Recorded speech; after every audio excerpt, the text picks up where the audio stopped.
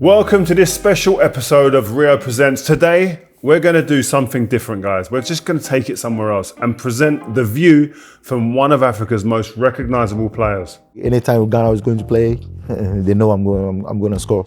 So anytime I don't score, then there is a problem. Asamoah Gyan is a Ghanaian legend, and after spending time in Africa and sitting down with other players from the continent, I wanted to really understand how football changes people's lives from someone who's made a remarkable journey.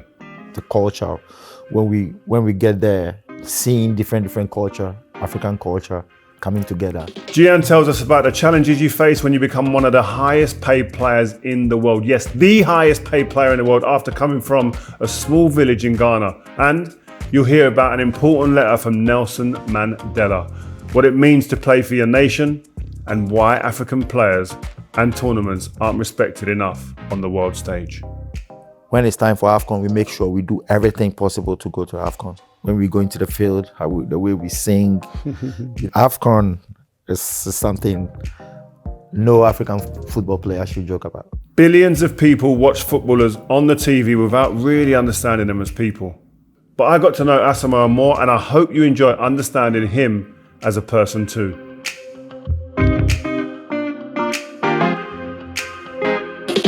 Yes, my man. Hey, how you doing? Good. You look good, man. Big man. You look good. You fit, too. man. You too. Yeah? Yeah. How's things? Great. Oi, where are you living now? I'm in Ghana. Oh, you're living in Ghana. Okay, good. I'm in Ghana. Enjoy I love it? Ghana. You love it? Yeah. Of course you love Always. it, man. It's your home. Even when I was playing, like Yeah? holidays, people travel different places. Straight back to Ghana. Ghana. Is it? So you live there full time now? Yeah, full time. Oh, nice. Because obviously you was traveling, innit? You was going like Yeah, China. Mhm. You played in Abu UAE, Dhabi, yeah. UAE as well. Mhm. It was a nice day. You had a good time. But surprisingly, my best time was in UAE. Was it? Yeah. Your best time? So Sunderland. I did great, but unfortunately I had to leave. Why? You know, there were a lot of stories, coming up of those times. But it was Sunderland who told me to leave. Oh, was it? Yeah. You had a great season and they told you to leave. That's mad. Because of I think the deal that came. It was a loan deal, and they feel like they can capitalize on that deal, thinking that I'll go for that deal, and then I'll come back. Initially, that was my mind, go for the deal, and then come back. But when I went there, I fell in love with the place, so I had to just focus on the option, the option to buy it. I said, okay, I'll go with the option to buy, because I fell in love with the place. Yeah, no. Well, I'm living there now, so I understand. Yeah. I'm living in Dubai now, bro. So you see how it is? Yeah, there? it's nice, man. It's nice for the family. I'm having a great time so Yeah, far. but not in July though. July, woof. It's like walking around in an oven. You go back to the UK. Come home, I'm gonna have to come Yeah, home. you have man. to. Go back to England or wherever. Nobody Be in lives there. Europe. Yeah, and you can't, man. You didn't stay there in them times, did you? Nah. You know, just talking about, you just mentioned the first thing, I love it. You mentioned Ghana straight away. You know, when you're living there, what's it like for you there? Are you like a superstar? Is it hard for you to walk around? Tell me what it's like. People love me over there, for what I've done. But sometimes, personally, you might pop into people, you need the privacy, and they don't care. They just bump into you. Sometimes it's a nice feeling. They don't think about what you'll be thinking at that time. But sometimes you have to be nice to them because they do appreciate what I've done. So it's crazy love there. I mean, when I've visited different parts of Africa, I've not been to Ghana yet. I need to come to Accra. You I need to come, yeah. And everyone, I have a lot of Ghanaian friends that never said to me, why you not come? You've gone Nigeria, you've gone here, you've gone there. But when I go to Africa, the love it's a crazy feeling. Yeah, you have a lot of fans over there. Yeah, nice. You need to go to see. When you go to Africa, you see a lot of fans you got there. Yeah, nice. You have a lot of fans in Africa. No, it is great. It's mad because I had Sadio Mane on the show last month, and I watched it. He was talking, thank you, and he was talking about Africa, and I could see again the pride, but also he spoke about the pressure. Tell me what it's like when you're playing for Ghana, and the pressure, like compared to when you play for your clubs. When I was playing for Ghana, obviously, when you talk about Asamoah Gyan, people expect you to be scoring goals. That's all they want, So they know I created that thing for myself, being consistent in my goal scoring. So it just looks like anytime Ghana is going to play, they know I'm going to score. So anytime I don't score, then there is a problem. So anytime I'm going to a game, I just pray and say, oh, God, just give them what they want, and then that's it. Because if you don't score, the people have developed that confidence in you. You know, they have that confidence in me that they feel like I can score at any time. You know, so when I don't score, I'm the worst player. When I score, I'm the best player. But did you feel that pressure? I mean, Mane said that he felt no pressure like what he felt when he played for his country. Like if he didn't perform, he felt people were going to go crazy in his country. He felt like he couldn't sleep, he was saying. Is that the type of pressure you felt as well? Yes. Is it? Back home, you know, talking about Mane is money. You know, people, that he created that environment for himself, you know. So when Senegal is playing, they'll go for it. That was my time. That was what I was also, it was the same. You know, so, but where I felt the pressure most was when we are playing, to no disrespect to those small teams, no disrespect to them. You know, those who have, statistically, we are ahead of them. You know, so when we are going for that games, we feel like they have nothing to lose. We have something to lose. You know, so that is the game that I feel more pressure. But playing against the top teams over there, I don't feel pressure at all. Yeah. It's crazy when we talk about pressure. I think when I was researching when you guys were at the World Cup, and if you talk about pressure, when you have Nelson Mandela writing a letter to you guys, he wrote the letter and he was referencing you guys representing the continent of Africa in the game against Uruguay. Tell me how that feels when you get that letter. We felt great because, you know, at that time, Ghana was the only African team left in the competition, and we were doing so well. And, you were flying as well, the goals. Yes, I was on top of my game. I think I always say that was my best year in my career in 2010. You know, so having that letter, we were like, yeah, we have Africa in our shoulders now. Although the pressure will be there, but we going to that game, we feel like we're gonna beat Uruguay. Because we were flying, everybody was on top of this game, and then the whole of Africa was behind us. We were playing in Africa. The World Cup was hosted in Africa, you know. So going there, we felt like, yeah, you was going to be the first African team to get to the semi-final. The semi-final, you know. So our confidence level was high. So we went there, and then what happened. You know, so I'll take you back there. If you don't know, guys, quarterfinals.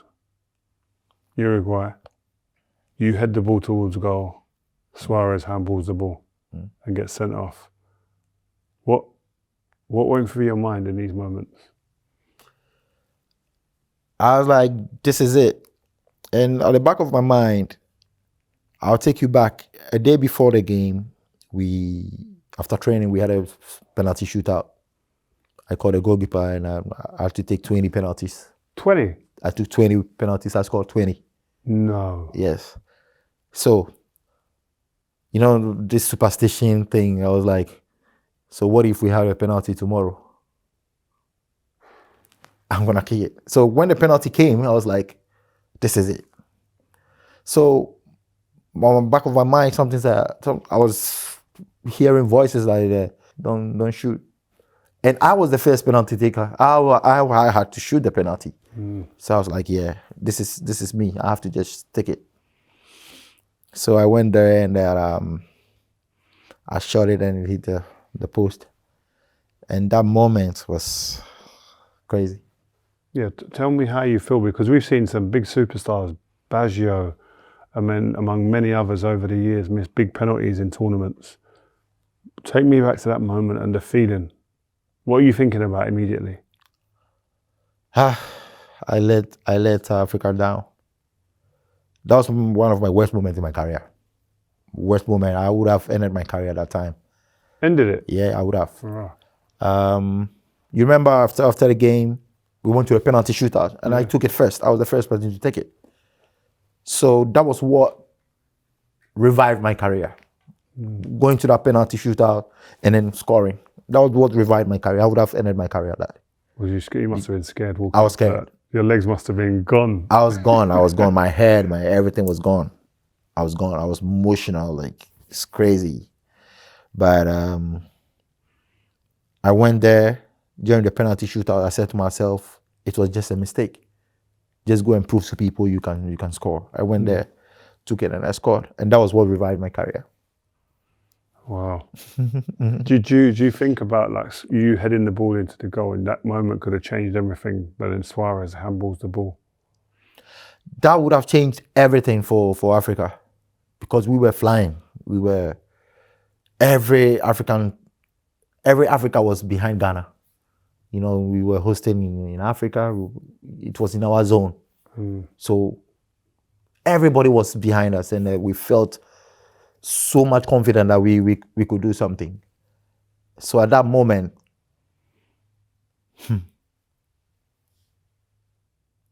I even thought the referee should have allowed it. Is it? Just let it go in. The referee should have whistled, just leave it. If you could tell Suarez one time, now what do you think that of him? Like, you got the moment of the camera, look down the camera, tell Suarez, listen, man. You ruined it for us. I always say I would have done the same if I was Suarez, because he did it to save his country. Yeah. Although the ball was going in, it was a cheat code, but at the end of the day, we had opportunity, and we didn't convert it. You know, so it doesn't happen most of the time. Sometimes it happens once in blue moon. So I always say, if I was Suarez, seeing the ball going to the net at that crucial moment. So he did it to save his country, you know. So I forgive him. I forgive him for that. Let's go back to where it started for you. Obviously in Ghana. When did you realize? Like, when did you first realize that you was going to be a footballer? At 9. 9? Yeah. How at 9? Yeah, because those time my other brother used to take me everywhere he goes to play, and then whenever he's playing, he leaves me with the babies, the kids over there. So I bully them with my skills there. So it's like everywhere we go, people see the talent of me. So I was like, yeah, I'll play. So that was when I saw it. I saw it at very, very early. Very, very early. Wow. So what was it like? I mean, everyone would have seen you, the finished article, playing at the World Cup, scoring goals, playing in the Premier League and other different leagues. But talk me through the journey to get to the place when you start coming to Europe. I remember one guy saw me and he was like, oh, you are new in this area. The kids normally play around that place, so let's go and play. So we went there. So I was playing. And there was this man called Godwin Weku. He was there. He used to come sit down, watch the kids playing. And then he saw the talent. So he decided to create a team. And then they built a team around me. You know, so that was how. How old did you then? I was 8. Wow. Yes, I was 8 getting to 9. That was around 1993. That area, yeah. Wow. So then how do you get on a plane to come to Europe? Yeah, so he registered all the players. It's like a juvenile. It's like a juvenile tournament. Like, you know, he does it, and then one club called Mighty Victory saw me, and then they came to buy me. So I started playing for under 12. Oh, they bought you at 12? Yeah. So around that time, I bought me around that time. So I was playing around. And then I was playing against under 15s and the 17s, because although I was 12, my body was a bit. So I could play. So at the age of 14, when I went to school, I joined the Liberty Academy. That was when I had the opportunity to come back to Europe. Was it tough, the standard there when you was it hard to play in the streets there, and the standard of the pitches and stuff, was it difficult? Yeah, it was difficult to play. You know, that is why I said in the olden days there are a lot of talents. You know, we developed our talent on the street. You know, there was no academies, you know, to go and learn your skills, how to pass the ball, and everything. We developed everything by ourselves. You know, so that was how it happened. So when I had a chance to come to Europe, I emphasize on my technique, how to pass, how to strike the ball, and then so I learned all this when I came to Europe. Oh, okay, cool. So before you left, which part of the this was my school day. School team, yeah? My school team. Is that your school team? That's my school team. Is it? Wow. Look at the kit, man. It's not bad. Yes, I was 15. 15, yeah? I was 15. And you was playing up front, you were scoring goals then? I was scoring goals. My first year in my school, we won the Interzonal Cup. Okay. Yeah, Super Zones. So also when I was looking into the research, I heard you was a big Man United fan. Very. So at this age you were supporting Man United? I was supporting Man United. So you was watching them on TV? Yeah. Oh, wow. I used to sit on the floor, sit in front of the television, watch them. Who was your players then? Those times I used to watch Cantona. Because my brother gave me his shirt. That was the first time my brother gave me his shirt. I wore his shirt. Cantona shirt, yes, yeah? Cantona shirt. Oh, wow. So that was when I became Man United fan. So whenever there is tidbits around the world, there was a program called Sports Highlights. So they used to show the goals in the English Premiership and stuff. You know, so we had Tony Yeboah at that time. So we used to follow Tony Yeboah. So anytime we watched the English Premiership. So why you didn't support Leeds? I was supporting Tony Yeboah, but my team was Manchester United. Well, let me take you back to coming to Europe. What was your immediate feeling when you landed in England? Because Mane mentioned the cold weather. And he said his hands are freezing and are fall off. For you coming from a continent like Africa to Europe? For me, it had always been my dream to play in a Premiership. You know, talking about watching Tony Yeboah at those times, I said to myself, I want to play in Premiership. So my mind was already made. You know, I had an option to stay in Rennes, my club. But I told them, listen, this is my time to go to the Premiership. I just want to play to the Premiership. So coming there, my mind was made up. I was ready to deliver. You know, I was ready to do everything. And then, lo and behold, when I came, everything started working since day one. I scored my debut. And then everything started from there. So, you know, when you make that move, do you reach out to any players that have made that move, maybe from Africa, or do any of the guys call you? Like we'd have seen like Eto'o before you would have gone there, Abidi Pele, etc. Tony Yeboah. These guys would have all gone. Does anyone reach out to you and say, listen, you need any help? Call me, I'm here. Yes, I remember. Of course, we had my national teammate, which was Michael Essien. At that time, when he came, he called me.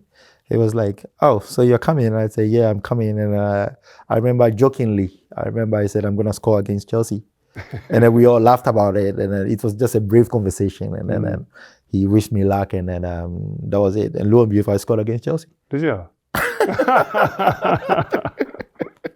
That's mad.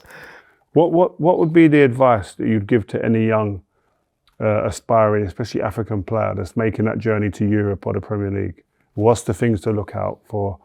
Advice? My advice to this young generation is when they are coming to Europe, they should stay focused on their crafts, because you know there are difference. The difference between African football and European football is based on consistency. You know, so when you lacking some aspect in the area of your game, you need to make sure you practice it well, and then make sure you master it, because when you come to Europe, when people see that weakness on your side, they're gonna capitalize on it every time. So I always tell them, when you come to Europe, check your weakness, where you are weak, your weaker side. Make sure you practice it every time, so that you can master your craft. Don't practice where you are good at. Practice where you are weak, so that you can be at that top level. Taking it away from even from the football pitch is a big change in life, isn't it? And like off the pitch, like what are some of the big differences when you come to Europe? I'm assuming with yourself and like many kids from the continent of Africa, the difference in money is very big. What's it like to deal with that? How did you deal with that? It was crazy, you know. When you play in Europe and you go back to Africa, in everybody's mind, you have to take care of everybody. Is it? Yes, when you're on holidays, you have to take care of everybody. You go to somewhere, you buy stuff, and everybody be looking at you to pay. So, You know, it's funny because John Obi Mikel said the same thing. yes, it's crazy. You know, maybe we walking on the street, maybe your phone fell on the floor. Somebody takes the phone for you. The person will be expecting something. So this is what we go through in Africa. We are cultured like that.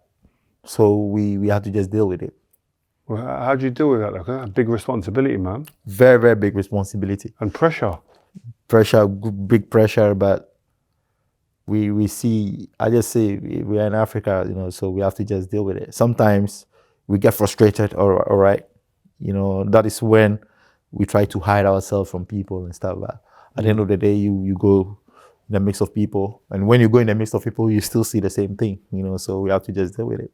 But it must have been really hard for you because at one point you're like, I saw you was like 8th highest paid player in the world at one time, or even higher. Yeah. You were getting paid ridiculous, crazy amount of money. So for you to hide when you go back to your country is difficult. What was it like then when you were going back to Ghana? It was crazy. Like everybody was expecting something from you. Family, friends, wherever you go, even people you go, they don't even know you. As soon as you pop up, everybody wants you to give money. So, what do you say? You giving the money, or you say no? What are you saying? We give. Yeah, we give. Wow. I give most of the times, but sometimes people try to take advantage of it, and then I say you're trying to take advantage of it. Maybe the person takes it, and then he goes to the next line. Come again. No way. No way. No. So when I see that, I get a bit upset. Yeah. Wow. Bro, that's mad. Yeah, that pressure's hard, man. That is crazy. Let's take me back to the pitch, man, because I think I love talking. I'm a defender, but I love talking about strikers. And what would you say now, looking back on your career, was like the strength, the super strength that you had? What was the thing in your game that you go, this was the top in my game, in your game? For me, my time, I saw myself as a complete player. I saw myself as a complete, my ability to dribble, my ability to score goals, my intelligence, how to strike the ball, my head, jumping ability. I had everything. I had everything. But where I was very, very good at just one-on-one against goalkeeper. Yeah, I hardly miss. So when you're running 1v1 with a goalkeeper, what are you thinking? I think I have 90% and he's got just 10%. Is it? Yeah.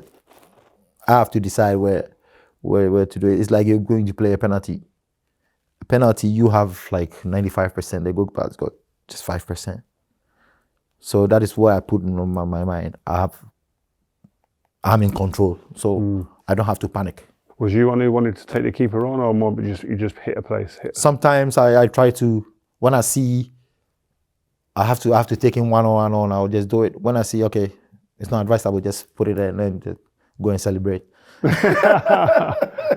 This confidence, was you always confident, even as a baby, like a kid, 9-year-old? Was you like, back in Ghana, was you like confident like this all the time? Yes, I was very, very confident. Very, very, very confident. Where did that come from? I don't know, it came naturally. Wow. It came naturally. I feel like when you have the ball, you are in control over the ball. There are people who try to take it. So why should you panic when you have the ball? So that is where I developed my confidence from. I think when I look back when you came to the Premier League, I think that's why you look at the Sunderland fans, why they connected with you. There was a confidence when you was on the pitch that you like, it was almost like, I know I'm going to score. Yeah. Is that why you think you really connected with the Sunderland fans as well? In Sunderland, I felt I fit in just like that. Because when I went, I scored in my debut against Wigan. It was we were with 10 men and then they were 11 men, and then I came on the second half and I scored. Bang. I scored, and they equalized. The second game against Arsenal, I came on, I made an assist against Arsenal.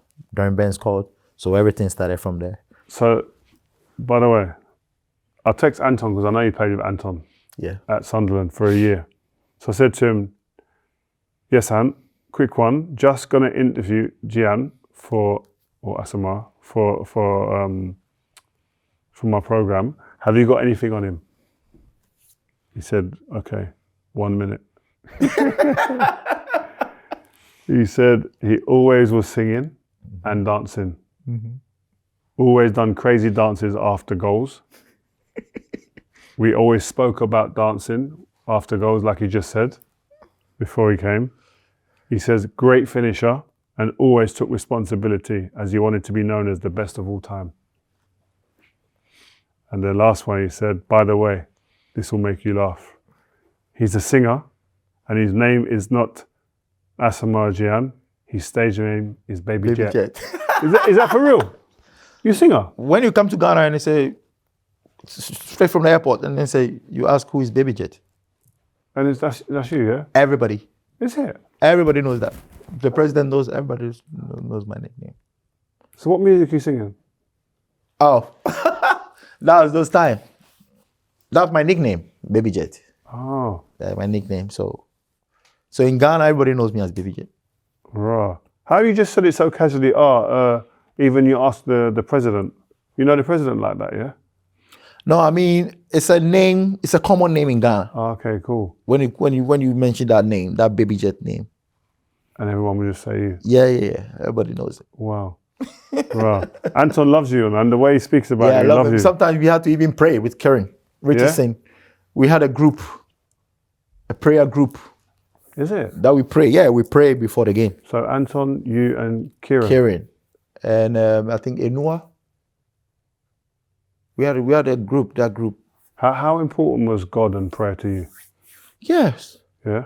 We were brought up like that, so we have that culture in us. So I was very happy they had to even call me sometimes to pray, so yeah. Oh, that's nice. I like that. Darren Bent, you guys had a combination, 20 goals that season. Yes. What was it like playing with him? Darren was a goal poacher. Darren his eye for goals was on another level. Sometimes keeping the ball was a bit of the problem for him, but he's somebody who tried to attack the spaces and just put the ball. Always running behind, isn't it? Running behind. When he sees the ball, when he sees the goal, he will score. Yeah. He's somebody who's just, when you give him that little chance, he will score. So me and him we were clicking, and he left to Aston Villa. Where would he fit? Where would he fit in terms of the best strikers you played with, for you? That would be in my top 5. Is it? Yeah. Yeah, that would be my. Who else is in your top 5? I had Toto Di Natale. Oh, Di Natale, yeah, the little Italian guy. Yeah, it's a good player. Yeah. Myself. Yeah. Can I fit? Yeah, always put yourself. Who else? Other striker you played with? Jaquinta. Where did you play with him? Udine. Oh, wow. Yes. He was a good player as well. Yes, Jaquinta was a good player. Strong, fast. Who else? But I played with you. You were tough. Yeah? Yes, you were very, very tough. I remember playing against Manchester United, coming back from injury at the Old Trafford. Played against you. I was like, who is that? Although you were like bigger. That was the later stages of your career. Yeah. Later stages. Old. Yes, but you were tough. Cheers, man. For me, you were one of the best defenders I've ever seen. Oh, thank you very much, football, man. yeah. I appreciate that, man. Yeah. I'll give you the £5 in a minute outside, yeah? So a nice comment, bro. Thank you. No, thanks, man. I appreciate it. Who would be a favourite striker for you in today's game for you to watch? My favourite striker now? To watch you now, yeah. Who excites you? Victor Osimhen. Yeah? Yeah. He loves scoring goals. Yeah, he loves it. And then he plays with the heart, he gives everything. I like those kind of strikers. And I'm surprised the big clubs didn't come for him this transfer window, but hopefully Hopefully, I'm appealing to Manchester United too. If only he wants to come because of their history and everything. If only he wants to come. But Osimhen will come to Man United. If Man United offer to go, take Osimhen, he will go 100%. Yes, that is the kind of strikers we need right now, because we have Bomo on the side doing what they are to do on the side. I like him, Bomo. Yes, I like him. I love his style. Yeah, okay, I love his style. Cool. I like that. So you know what I was going to do? I wanted to do this quick thing review. Mane, Salah, Drogba, Eto'o. Give me in order, 1 to 4. Okay. Eto'o comes first, Drogba second, Mane and Salah. Oh, okay, cool. Yeah. So Eto'o's your guy, yeah? Yeah, I love his style of play. Wow, what was about Eto'o that you loved? Was he like an inspiration for you, maybe? He wasn't good with the head, feet strong. Yeah. He knows how to keep the ball, and he doesn't play one position. He can't even play on the left. Sacrifice coming into very, very smart with his kind of body and where he was playing and what he was doing at the time. For me, I was even surprised he didn't win a Ballon d'Or. He and Drogba as well. I'm surprised these two didn't win a Ballon d'Or, but yeah. I asked Sadio this question about the Ballon d'Or because you just mentioned it. Do you feel that the African players maybe get treated different when you come to the big awards like the Ballon d'Or? Because only one player from the continent has won it, and that's George Weah. Yes, I always ask questions. Why is it so? Because as I said, I've mentioned a couple of players that they could have won. Salah could have even won the Ballon d'Or. Mane could have even won a Ballon d'Or. I always ask questions why these things happen, but maybe they have their way of nominating the players and what they see. But for me, that is the questions I always ask myself, because these kind of players that I've mentioned, one of them for sure could have even won it, hands down. I agree. What does the AFCON represent for you? Like for anyone who doesn't understand, or what does it truly mean to you African players? When it's time for AFCON, we make sure we do everything possible to go to AFCON, because the culture, when we get there, even seeing different culture, African culture, when we go into the field, the way we sing. AFCON is something no African football player should joke about. Yeah. Nobody. I look at the AFCON and think, why is the AFCON at the time of the season when the African players in Europe have to now leave their clubs? Because the Euros, the Copa America, they're all in off-season. And the AFCON is the only one that isn't in that the same time. It makes it difficult for the European players. Because this could go against African players when they're going to be purchased by a club, because I'm going to lose him at Christmas. This isn't good. Yes. That is something that I've thought about all these years. It affects most of the clubs that they have the African players, the important players in it. And I think it should get to a time that FIFA or CAF to have a place, during off season for this AFCON. That is my opinion. You can see a club maybe leading the league table. All the players go to AFCON in January, and then they start dropping points. Yeah, because some fans get frustrated because they're like, we've got a player. For me, I'm an African. I will always go to AFCON, whatever it happens or not. I will definitely go back. I think the calendar is somewhere that they should check where the calendar, maybe after the season or something. Yeah, because listen, if you didn't go, the fans in Ghana would go crazy. Of course, I would definitely go for AFCON. I always tell them. Nobody should come and tell me, hey, you're not going to AFCON. No, I will go to AFCON. AFCON is like a World Cup to me. Yeah, and that is what every African footballer thinks. So we have Nigeria. We have Ivory Coast. Is there a big, talk about Nigeria, is there a big rivalry between Ghana and Nigeria? Tell me what that rivalry is like. Ghana and Nigeria is a good rivalry. It's not like a hatred something. You know, we always want to challenge ourselves.